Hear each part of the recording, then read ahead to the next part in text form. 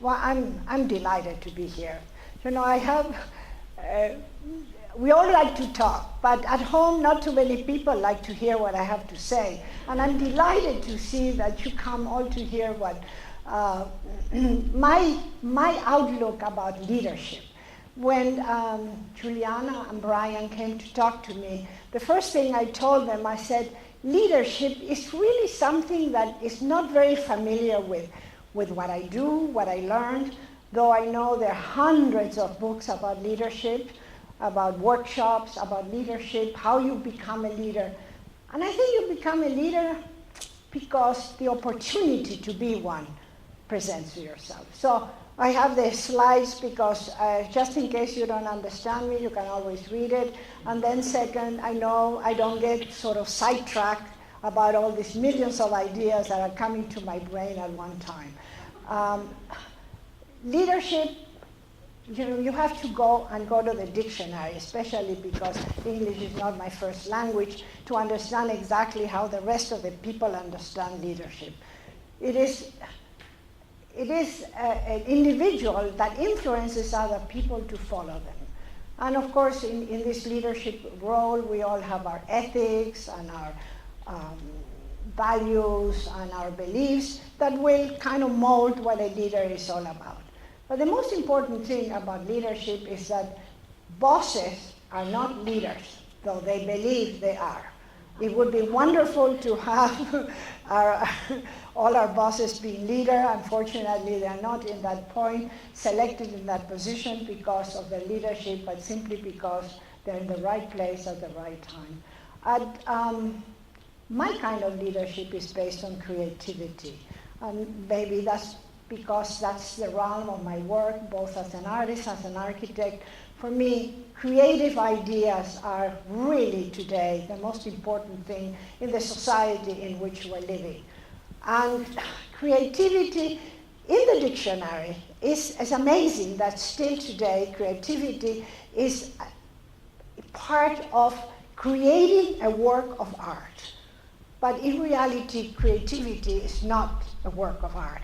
Creativity today, which has become very much a buzzword, is applied to so very many different activities and many things we do. There are other words that are involved in creativity, originality. Well, you can be original without being creative when you make something a little bit different from what somebody else did. Imaginative, you can be inventive, you can be ingenious, but there are different levels of creativity, which in reality is what the basic of our thought process is. Creativity involves all your brain, the right part of the brain, the left part of the brain, and with logic and planning.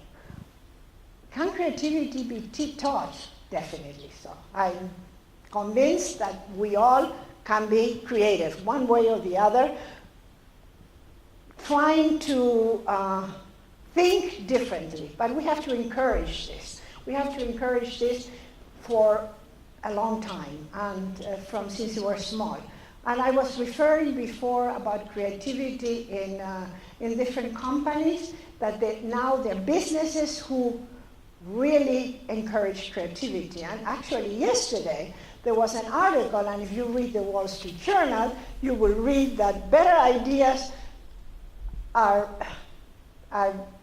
rewarded, and failure is rewarded. And there today, and in the article, it was a very nice example about how now new companies are promoting creativity. And the example is kind of funny because it is in a advertising agency who was trying to get a contract with a company that makes cat litter. Cat litter is really not that very difficult. It's difficult to promote and think that everybody has to have cat litter. So one of the ladies that was in the company decided to bring the cat litter from her host house and put it underneath the table where they were going to meet with the possible future clients. Well, imagine this was rather unusual, and everybody was very surprised, and some people from the client's portion got up and left because they were abhorred about the fact that there was cat litter under the conference table. But the owner of the firm, despite the fact that they don't know if they got the contract or not, really gave her an award because she had the courage with a new idea with a great possibility of failure. So creative thinking is also taking the responsibility that not all the time that we think creatively we're going to hit the spot exactly how it goes. There has been a tremendous amount of research in creativity. We're very creative when we're small.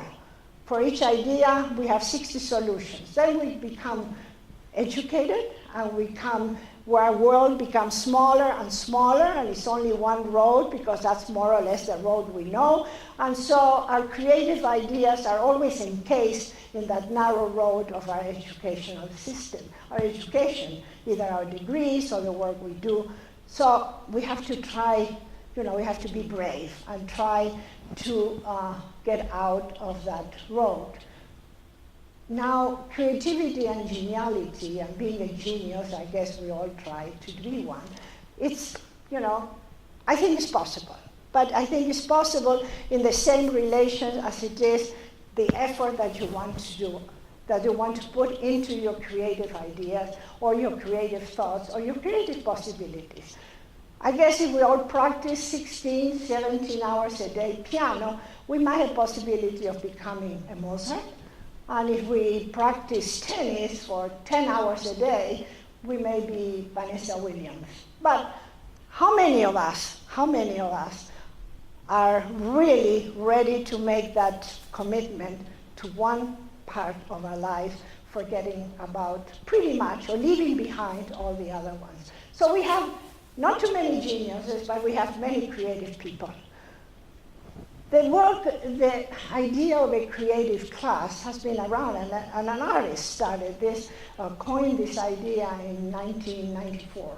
But it was Richard Florida, and I don't know if you're familiar with him. He wrote a book about the creative class, sometimes in the 90s, and he's been here in Grand Rapids several times to talk about our city officials, about how to improve, how to make our city more lively, because he considers that the creative class, those people who think creatively and live together in a high-density area, will give the city a new life. And as I mentioned to you, I'm being very much involved in the downtown because I would like to have a city that looks pretty much or closer by to where I come from, which is a small town, 1.5 million people, but the activity in the street, the life in the street, makes the city like it is today for art price, but 12 months out of the year. So for this, I guess we need a creative class. Now, the creative class is divided, I guess, in three possibilities. The creative people who do not have a specific education and come up with a fantastic idea and make it happen. And I will talk about some examples of that. The other creative people is those that have an education and be creative based on all of the educational stages in which they have gone through. And there is a third class, the bohemians, that are very creative, but they don't come out of any of the other two. And sometimes they're brilliant, and sometimes they're incomprehensible. Well, I wanted to talk about education and how we can all become leaders and how we can learn about being leaders. And I think one of the biggest problems we have in today, and there are many educators here, so they will understand what we're talking about and how we can understand education. I think one of the biggest problems about education is we put all the children, all the young people into two categories. Either you're intelligent or you're not intelligent. And how do we measure this? We measure this with a whole series of tests that we can learn, because there are classes that you learn how to take tests, so people who take these classes are very good at the test, but it really leaves behind a tremendous amount of people, a tremendous amount of young people and old people too, that have a great deal of abilities that are not encased, are not translatable into one specific test that will give you the degree that you are capable of doing. We reward excellence and we punish failure, which is not a good idea at all, because as I mentioned to you before, this new company that the lady may not get or may have lost the cat litter contract was creative enough to think of something without the fear of failure. So it's very, very important to let the young people be comfortable with that concept. Linear thinking is not very good for creativity. And I always refer back to the fact that we as artists do not think linearly. We think all together. It's a mixture of all these things that eventually give us a result, a work of art, which then we have to write a statement about. And that's the killer of what we do, because then we try to figure out what can we write about it. And we make a story so people understand it, when in reality what we're trying to do is create a feeling, an expression, a reaction, positive or negative, but do something to the viewer. That doesn't necessarily have to mean what we are thinking about. We can talk about inspiration, we can talk about, but linear thinking doesn't work for us at all. This is the article I was referring to in, we passed one. There's something, okay. I have to talk about the multiple intelligence because I had the opportunity to meet Howard Gardner. Dr. Gardner was in Grand Rapids giving lectures, and I was absolutely fascinated by his concept of the multiple intelligence. He definitely feels very strongly about the fact that in a teaching system, we leave behind youngsters who have a great deal of talent and many other things. And they may not be able to learn mathematics the way that traditionally we have to learn mathematics, they have to learn it another way. There are people who have great ability, innate ability for the logic and mathematics, and they can understand what is behind the numbers. There are other people who have this perception of space, and maybe architects and artists have that. We can see the space even when it's on a piece of paper. We have linguistics, and it doesn't mean only speaking different languages. It means the use of your own language in a very, very wonderful and expressive way.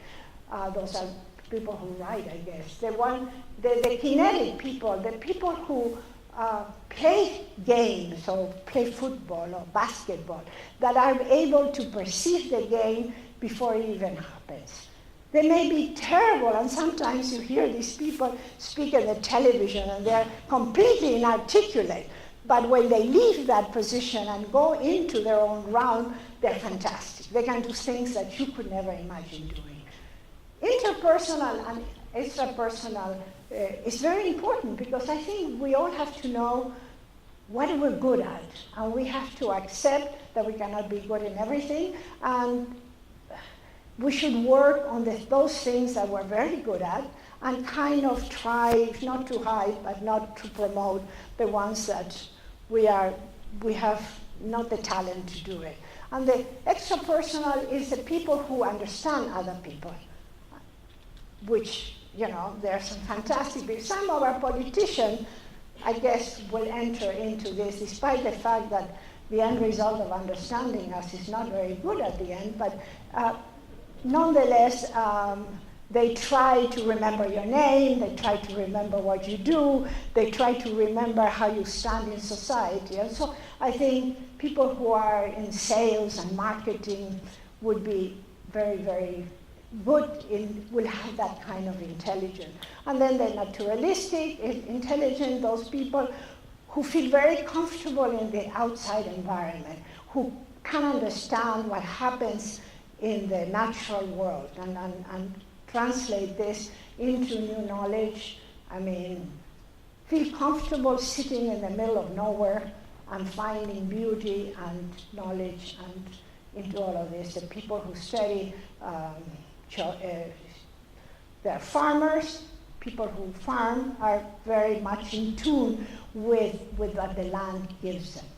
And the existential, I think Howard Gardner mentioned existential because he did not want to refer as talking about religion, because religion for many is a term that curtails your imagination and puts you too much in a preconceived pattern. So existential would be those people who have the possibility to understand very concepts that are not translatable into formulas or into very specific, writings. The philosophers are very much into this existential kind of a way. So we go back to this article that I referred already several times until I found the video, the slide, in the New York Magazine. And it's a fascinating article about education. I mean, it touches very, very many subjects, but basically in 2 words it says that we are really doing a terrible job because we're dividing the world in intelligent and non-intelligent. Though they do not talk about the multiple intelligence of Howard Gardner, they talk about a new word that is character on the individual, and worked on the character of the individual as a very important part in the development of the education of the younger generation. For those who have not read the article, it is really very, very worth reading every detail. There are several schools now that are, most of them private schools around the country, who are experimenting with this new system of education that will require, of course, a dramatic change in our educational system, probably getting rid of the grades, probably teaching the children together at different ages, in different rooms, and different ways, and using technology, because, when we went to school, there was nothing, really. I mean, there was a radio, but they had no television, no computers, no calculators. My goodness, when I went to architectural school, I was so happy. That makes me very old if I tell you that I was very proud that I was a master of the slide rule. When I showed the slide rule to my grandson, he couldn't figure out how come we could do all of these things with just 2 pieces of metal, metal or whatever, wood, just sliding it back and forth. We could do logarithms and we could do square roots, and for this he needed 3 times the number of books and calculators to do the same thing. So in some ways, yes, we're going forward. In some ways, I think the fact is that we did not have all of these things made us very creative in what we did. Entrepreneurs, and I'm going to give you some examples of what you think entrepreneurs. Entrepreneurs undoubtedly are very creative people. They promote ideas, or they make a reality, an idea that just crosses their mind. And it doesn't have to be very highly educated people or very complicated ideas. It just needs the fact that it is an idea that many people have, and you made it a little bit different. And I'm going to talk about several examples that are very familiar to all of us. And one of them is coffee. Mr. Schultz in the famous Starbucks coffee company. I just read the other day that we take 450 million cups of coffee are served every day in USA. So that was a good business. When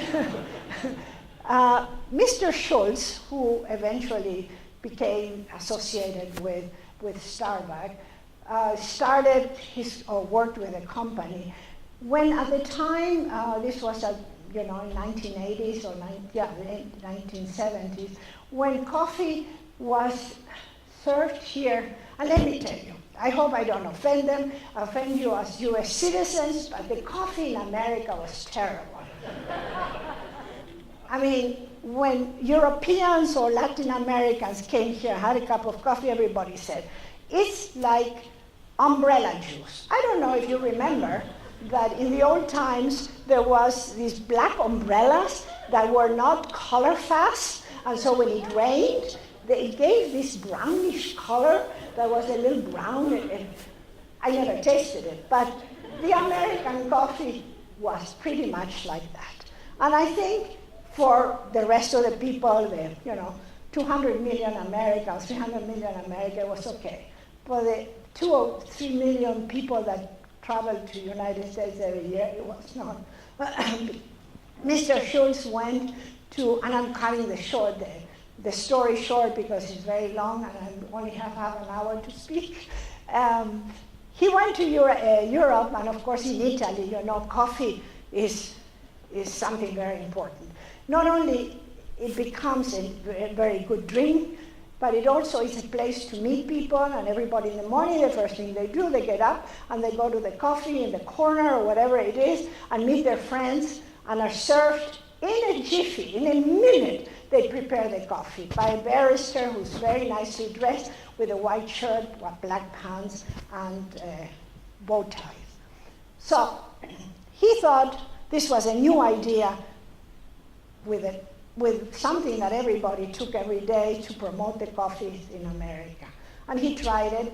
And at the beginning, this idea of the barristers being dressed so nice didn't work very well. The idea of putting opera didn't work very well. So eventually, it came down to buying fantastic coffee machines in Italy and creating a need to drink a different type of coffee. I don't have to tell you how successful Starbucks is today.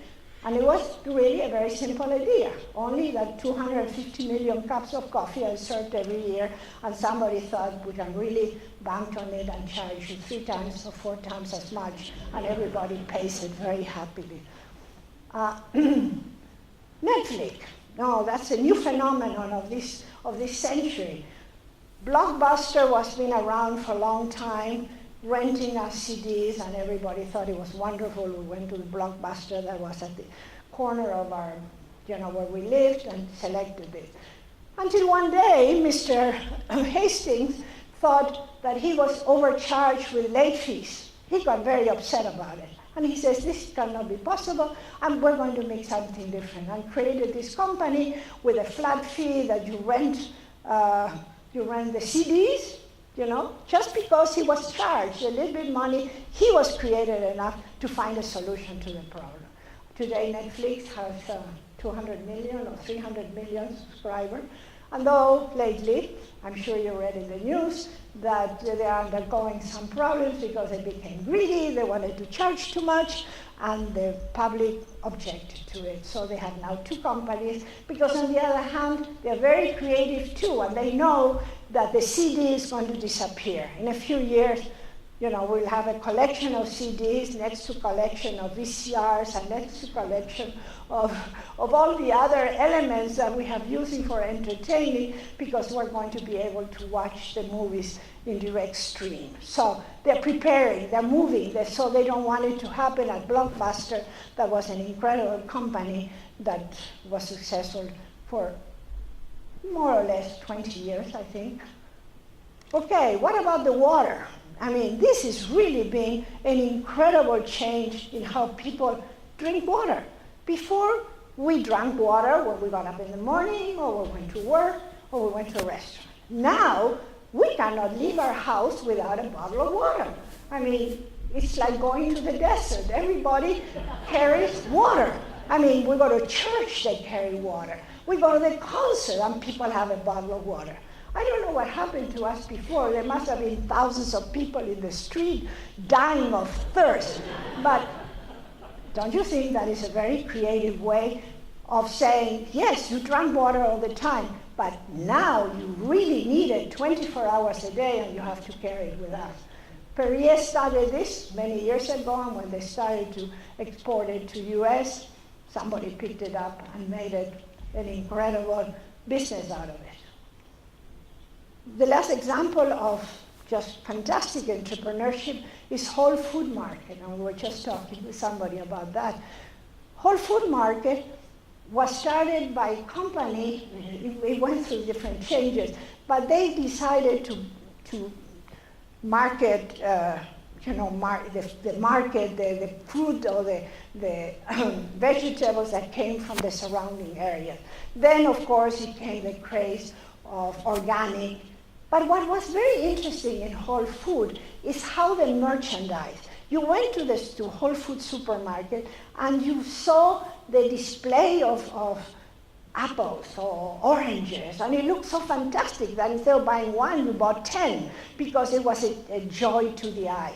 They merchandise food as they merchandise clothing and other elements. So they have become, of course, very, very, very famous, and especially I think what made the change in their company was in the year 2000. They opened a Whole Food market at the Warner Building in New York. In the middle of Manhattan, and the basement of this incredible new construction, which is sort of a vertical shopping center, there is food market. There's Whole Food. And so that,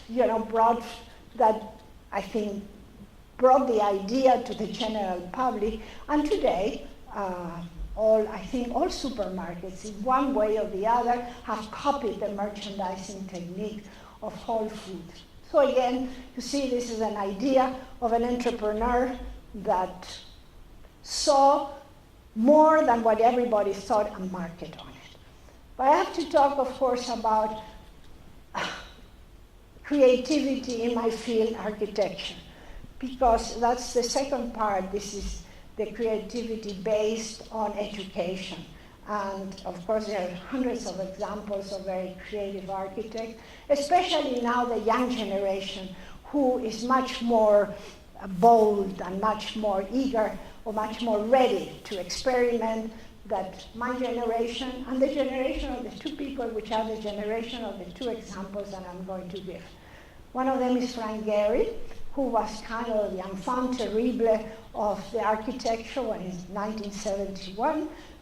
He designed a house in California in the middle of this wonderful neighborhood. He put a house made of corrugated metal and chain link. And, it was really, the neighbors almost passed out because it was going to lower the value of the neighborhood because it was like a shack built in the middle of this super duper neighborhood. But what he wanted to say is that architecture goes beyond and has to go beyond just designing always the same thing, doing with the same materials. So houses were synonymous of brick or wood siding or stone. He wanted to show that you can build a house and for him be successful by using materials that were not traditionally so. Of course, he went on to create different forms of architecture, and he was creative enough to find the computer that will help them build this. And he found that in the aeronautic manufacturing, because there's a program called CATIA that designs in 3 dimensions, and then you can send it directly to the factory and they will manufacture the piece, and then you can put all of these buildings together that you see that Gehry designed. That has also changed the way we looked at architecture and expect to see in architecture forms that were not familiar with us before, and the platform for all this young generation of people who based in this, and he uses material, the Guggenheim Museum in Bilbao used titanium, which is not a material that has been used before in construction. And so this houses he designed, most of these buildings at the beginning were designed outside Europe, outside US. US has been a little reluctant to embrace these ideas. You imagine if somebody will come up with this kind of design for downtown Grand Rapids. I don't think even in New York it will work. And what about this one?